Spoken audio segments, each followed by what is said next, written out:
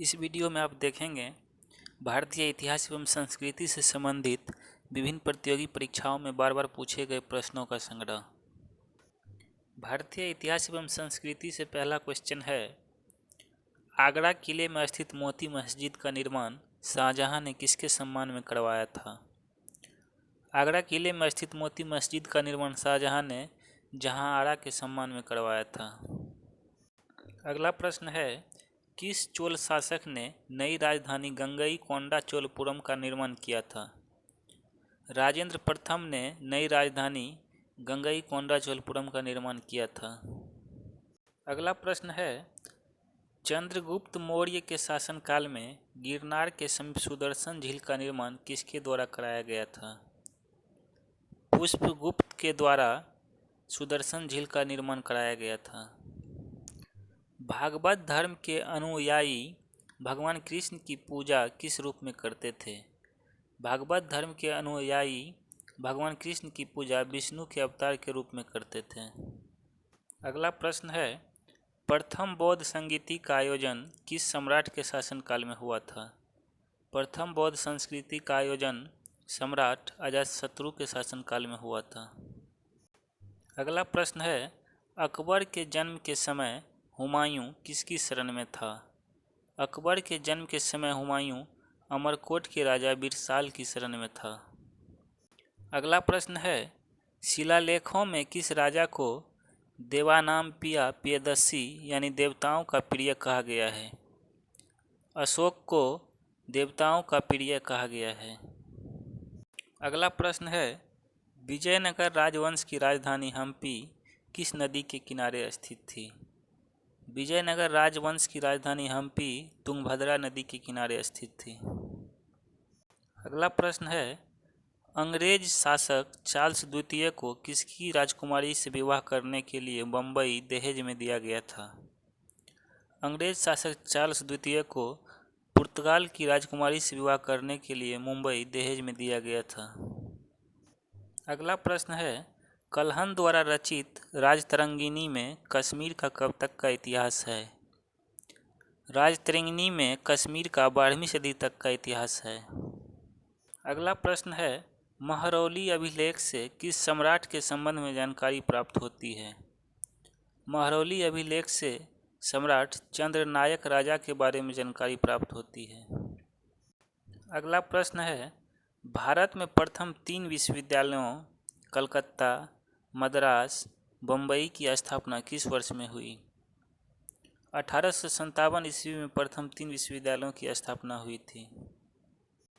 अगला प्रश्न है, वह स्तंभ कहाँ है जिस पर अशोक का शांति संदेश तथा समुद्रगुप्त की सैन्य विजयों का विवरण दोनों अंकित है?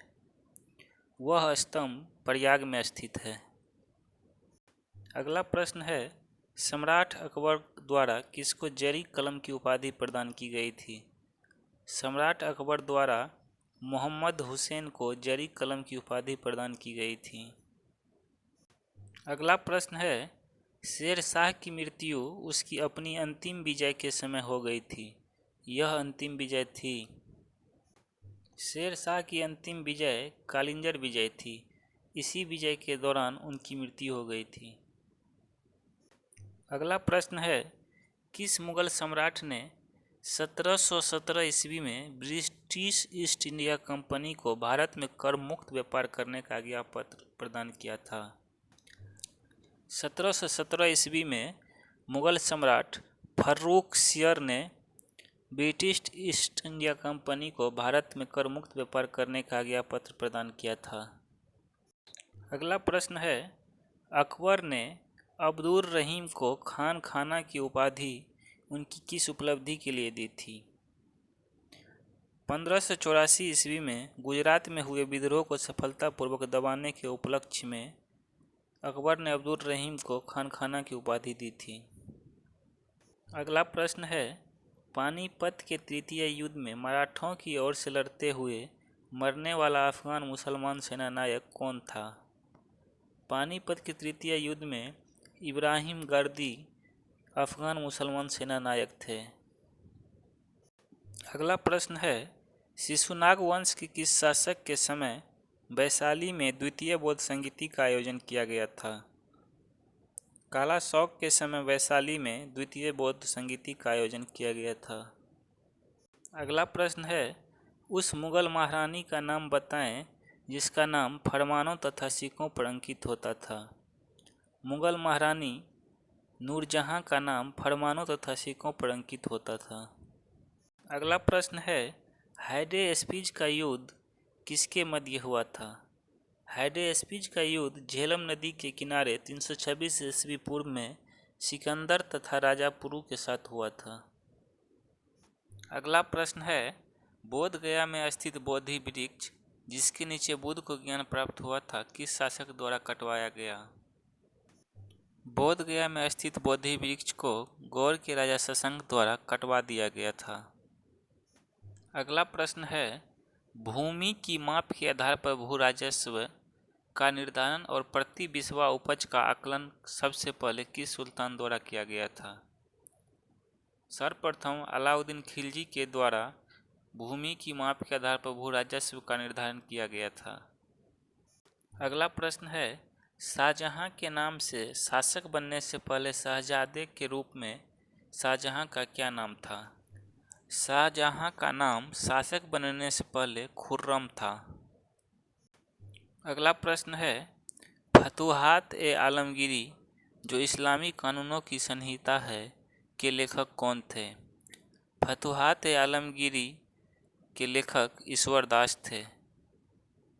अगला प्रश्न है, भारत में इस्लामी पद्धति पर आधारित पहली मस्जिद किसे माना जाता है।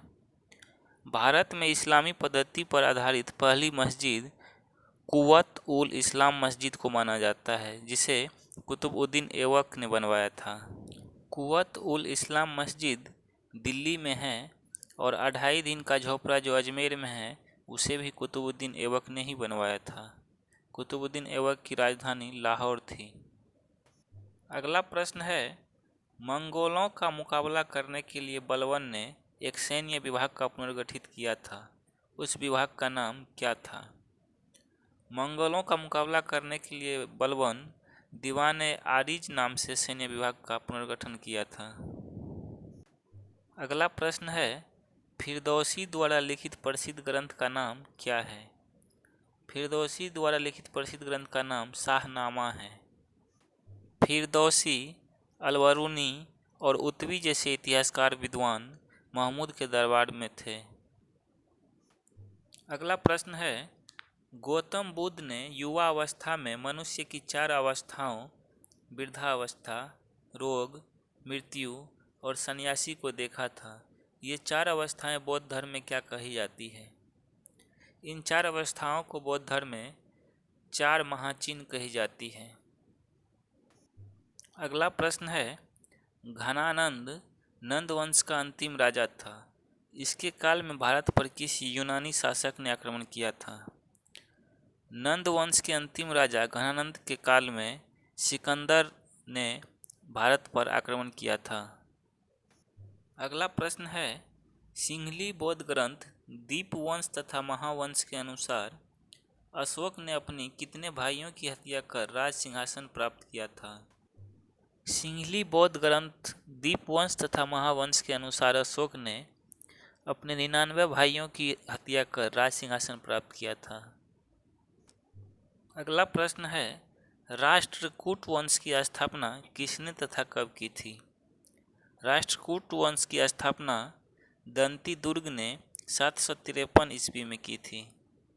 अगला प्रश्न है, किस वर्ष गजनवी ने गुजरात में स्थित शिव के प्रसिद्ध सोमनाथ मंदिर पर आक्रमण करके उसे नष्ट कर दिया था।